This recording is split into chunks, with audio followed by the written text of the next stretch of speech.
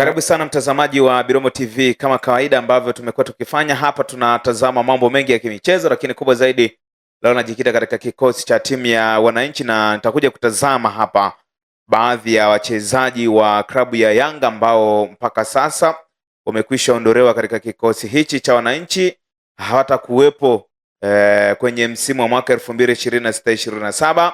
Lakini kubwa zaidi nitakuja pia kutazama baadhi ya wachezaji ambao wanahusishwa kuondoka katika klabu ya wananchi. Mambo ni mengi yanayozungumzwa na vuguvugu ni kubwa sana katika klabu ya Yanga, lakini ni kwamba taarifa kubwa ni kwamba wapo wachezaji wengi wa Yanga ambao wataondoka msimu huu na wengine wamekwisha ondoka.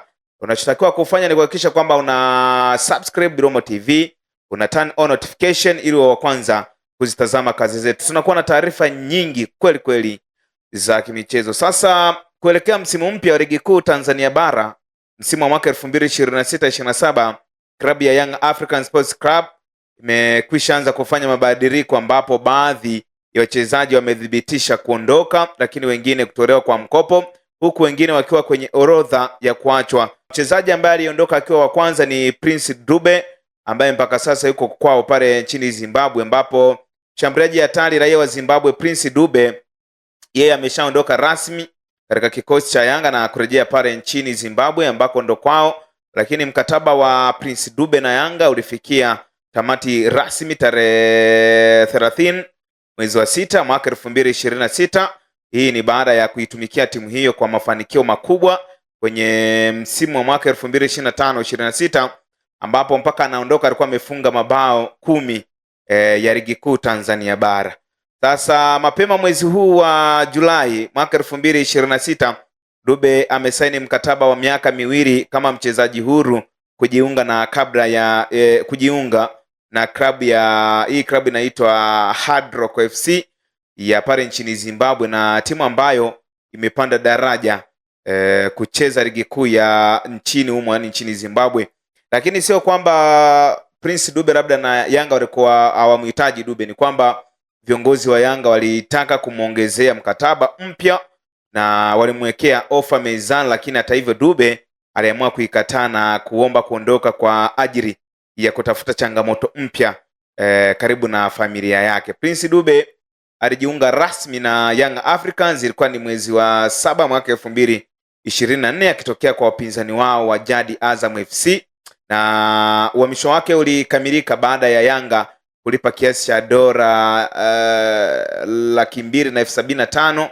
Hii ni zaidi ya shilingi milioni 700 za Kitanzania kwenda Azam FC ili kuvunja mkataba wake uliokuwa na mgogoro. Alisaini mkataba wa miaka 2 uliodumu hadi Juni 26 kabla ya kuondoka klabuni hapo hivi karibuni. Kwa hiyo Dube huyu amekwisha ondoka katika kikosi cha wananchi na tayari amekwisha pata timu nyingine, amekwisha jiunga na timu hiyo ya Hard Rock ambayo inapatikana pale Zimbabwe. Anahitaji kukaa karibu na familia yake, na ukijaribu kutazama kwenye kikosi cha Yanga wapo wachezaji wengi pia, wachezaji ambao wanacheza katika nafasi yake, licha kwamba ni hafifu, na Dube ndo alikuwa anaonekana kama chaguo namba 1. Kwenye namba 9 bado kuna Aurelio Depu ndo ambaye amebaki.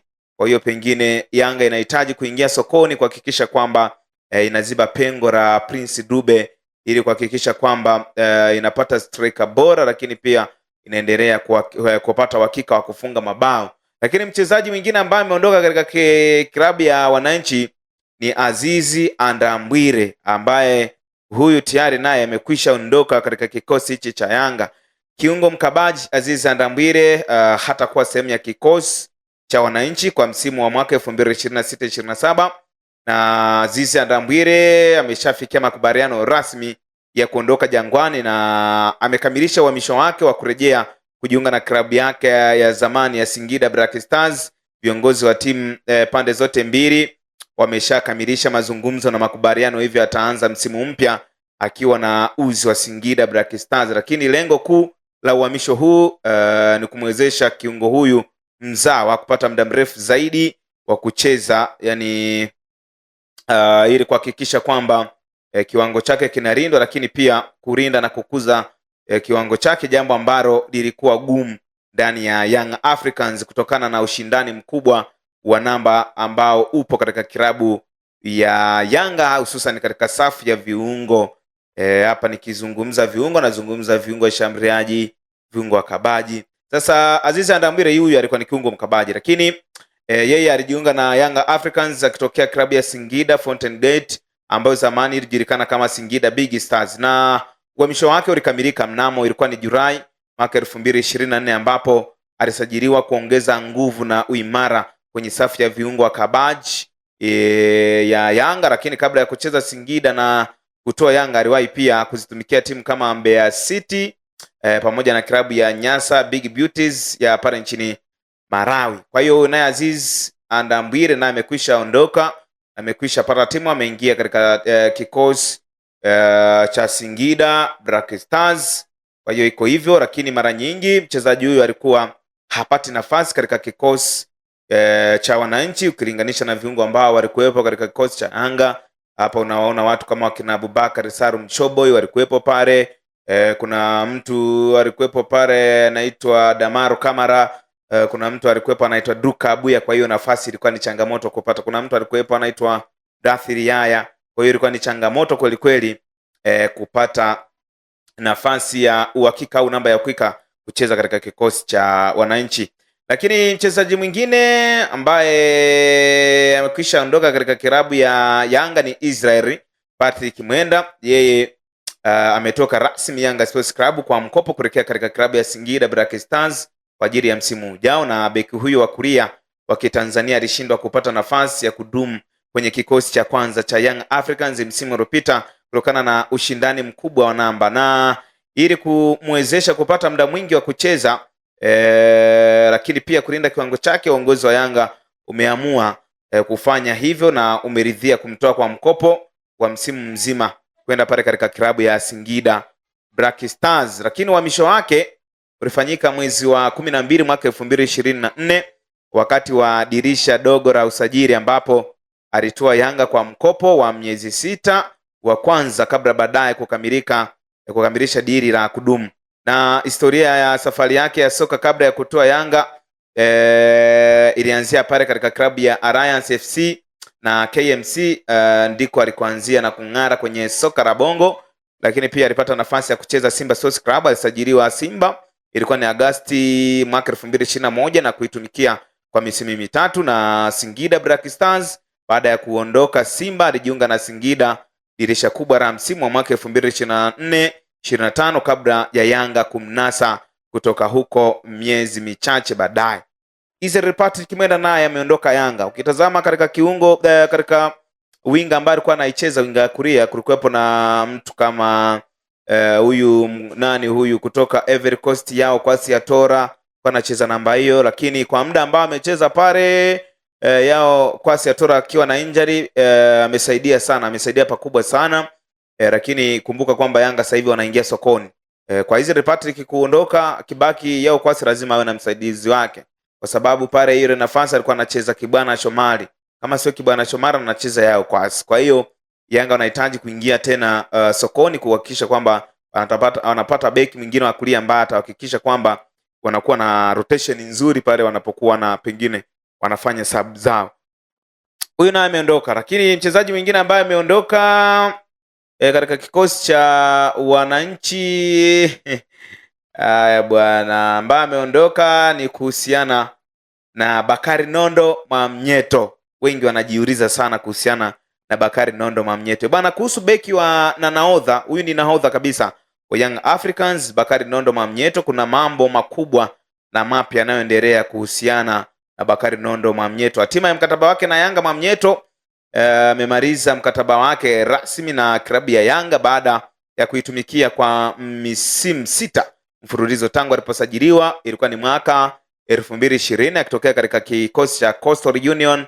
Lakini meneja wake Carlos Silvestre yeye alizungumza kwamba Yanga bado ina kipaumbele na wanaipa kipaumbele, yani ndio kipaumbele chao cha kwanza ikiwa watafikia makubaliano mazuri ya maslahi. Lakini kuna taarifa kuwa ana ofa nyingine 2 kubwa, na mkononi mwa moja ya ofa ni kutoka hapa Tanzania ambapo ana ofa na klabu ya Azam FC na nyingine kutoka klabu ya nje ya nchi.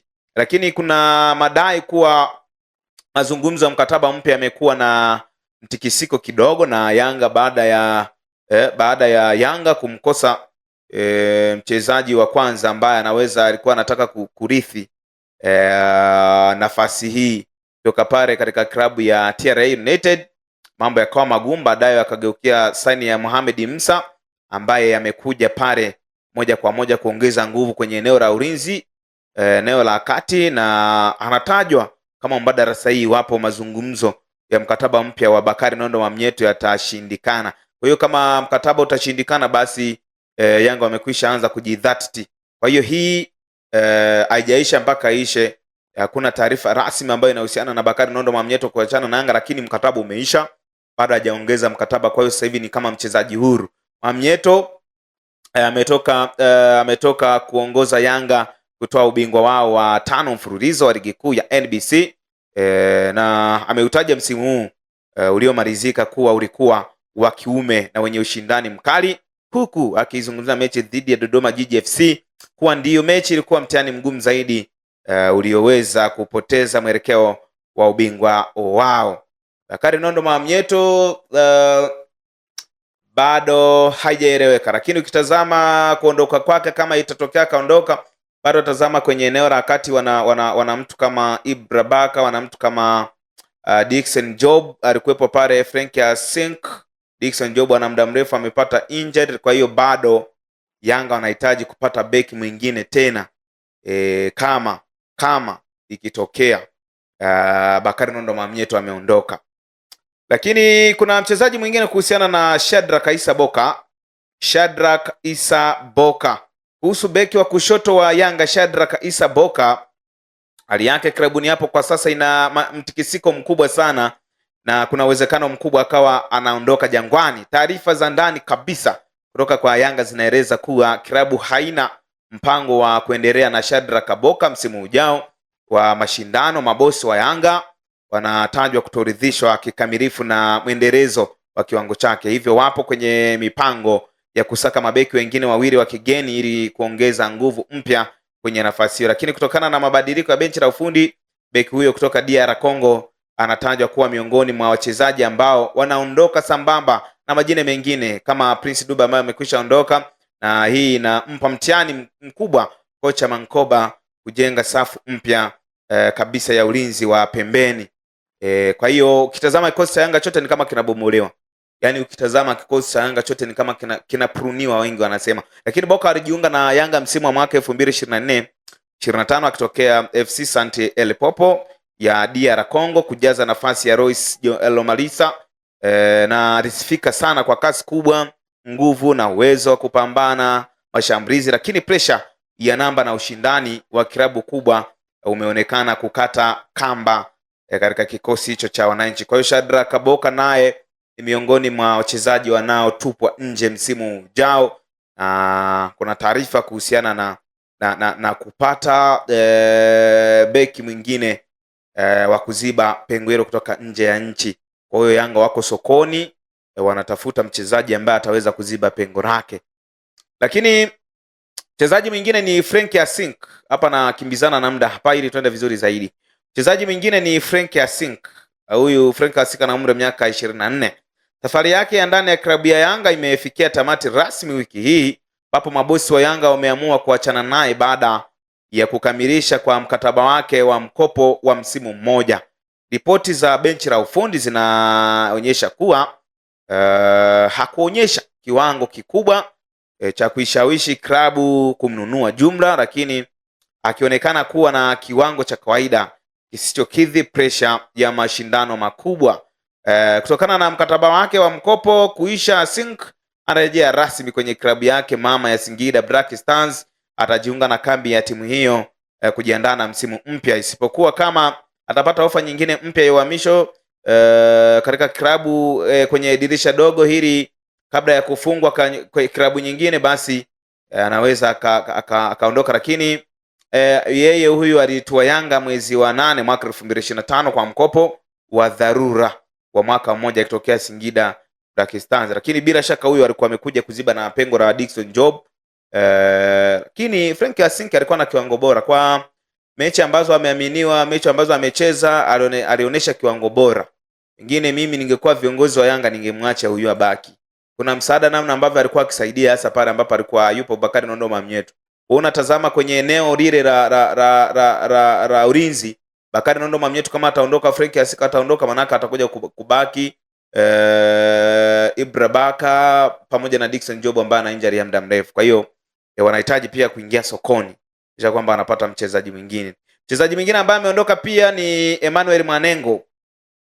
Emmanuel Mwanengo yeye ameshatolewa rasmi kwa mkopo kuelekea Singida Black Stars. Mshambuliaji huyu aliyetoa Yanga dirisha lililopita akitokea TRA United, zamani ilikuwa Tabora United, ameshindwa kufikia matarajio makubwa ya benchi la ufundi na kukosa nafasi ya kudumu. Uongozi wa Yanga umekamilisha makubaliano ya kumpeleka Singida Black Stars kwa mkopo wa msimu mzima wa mwaka 2026-27 ili akapate muda mrefu zaidi wa kucheza na kurejesha makali yake. Mchezaji mwingine pia ambaye ameondoka ni Edmond John. Kwa sasa ni kama bado ipo kikosini, lakini anatafutia mlango wa kutokea kwa mkopo. Winga huyu kijana aliyesajiliwa kutoka Singida Big Stars msimu uliopita amekuwa akionyesha cheche zake mara chache, lakini amewahi kufanya hivyo kwenye mechi ya dabi, alionyesha cheche, kilichotokea mlikiona.